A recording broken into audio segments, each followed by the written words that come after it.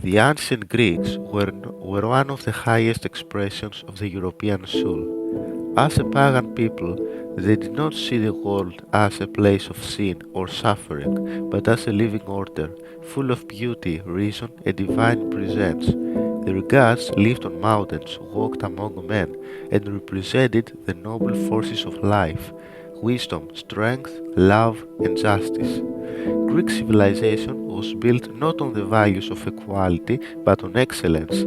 It was led by an aristocracy of spirit, philosophers, artists, warriors, and statesmen who believed that man should rise above the base and aim for the ideal.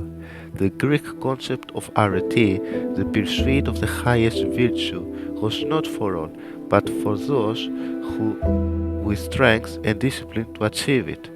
Philosophy began in Greece and not as a theory, but as a way of life.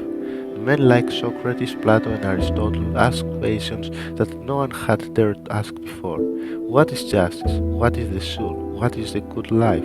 Plato believed that society should be ruled by philosopher kings, wise men trained from youth to govern with knowledge and virtue. Aristotle taught that not all men are equal by nature, and that true order depends on the right hierarchy of roles. These thinkers laid the foundations of European thought, not just in politics but in ethics, science, and metaphysics. Greek science was equally rooted in the sacred view of the world. Pythagoras taught that numbers reflected cosmic harmony. Hippocrates rejected superstition and based medicine on observation and balance.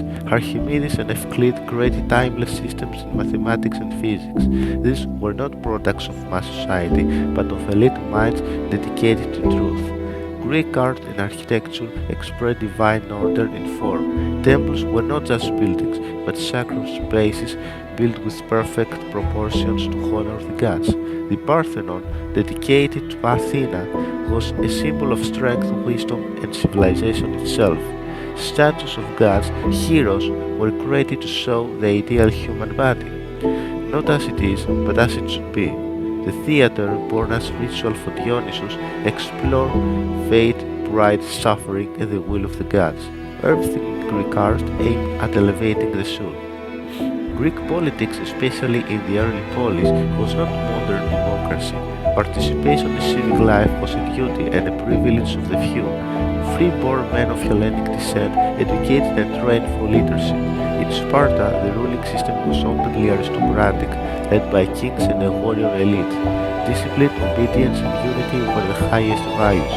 Even in Athens, citizenship came with responsibility, and the ideal citizen was expected to be noble in both character and action.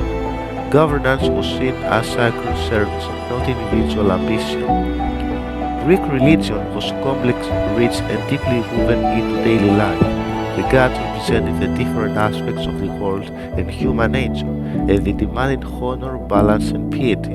Ritual sacrifices and mysteries brought the people into harmony with the divine order.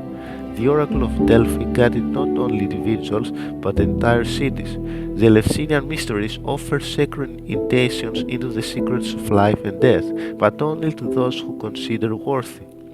The legacy of pagan Greece is not a relic, it is a foundation. The Greek race, through its pagan worldview, gave Europe philosophy, science, art, and the idea of striving towards the ideal. These achievements came not from submission, but from the will to rise, to create, to lead. Even when foreign ideologies covered the temples with dust, the spirit of Hellas survived. And now, as Europe seeks its soul, we must remember who lit the first fire. The Greeks did not follow, they led. They did not kneel, they stood with the gods.